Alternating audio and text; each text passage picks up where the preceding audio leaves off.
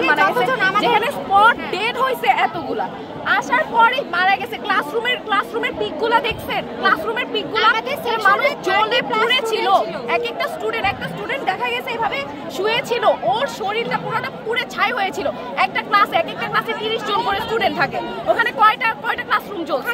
যদি 30 জন করে স্টুডেন্ট থাকে তাহলে কয়জন মারা যাবে? ওখানে স্পট ডেথই তো 30 থেকে 40 জনের হয়েছে, তাহলে আপনারা কিভাবে বলেন 20 জন? আর বলেন যে আপনারা ইয়া করবেন। কলেজ প্রকাশ করছে না কেন আপু? কলেজ প্রকাশ করে দিই, তারা কেন প্রকাশ করতেছে না? তারা কেন করতেছে না এটা এখনো আমরা জানি না। এটার জন্যই আমরা দাঁড়াইছি, এটার জন্যই আমরা এখানে আসছি যাতে তারা প্রকাশ করে। আমাদের 6টি দাবি আছে, ওগুলো নিয়ে আমরা আসছি। কিন্তু আপনারা যে 20 জন দেখাচ্ছে ওইটা একদমই ভুল তথ্য। 20 জনের বেশি মারা গেছে, অনেক বেশি।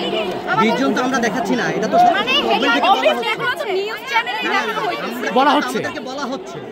আমি আপনাকে বুঝাতে আপনারা দেখতেছেন না, আপনারা আচ্ছা আমরা ছিলাম না, আমরা ওখানে ছিলাম। আপনারা তো ভিডিও করছেন না, সো অবভিয়াসলি আপনারা দেখছেন কয়টা লাশ নিয়ে যাইতেছে, কয়টা অ্যাম্বুলেন্স আসছে। তাহলে আপনারা কিভাবে বলেন আপনারা জানেন না? কাউন্ট করেন, আপনারা দেখবেন 50-এর বেশি হবে। আপু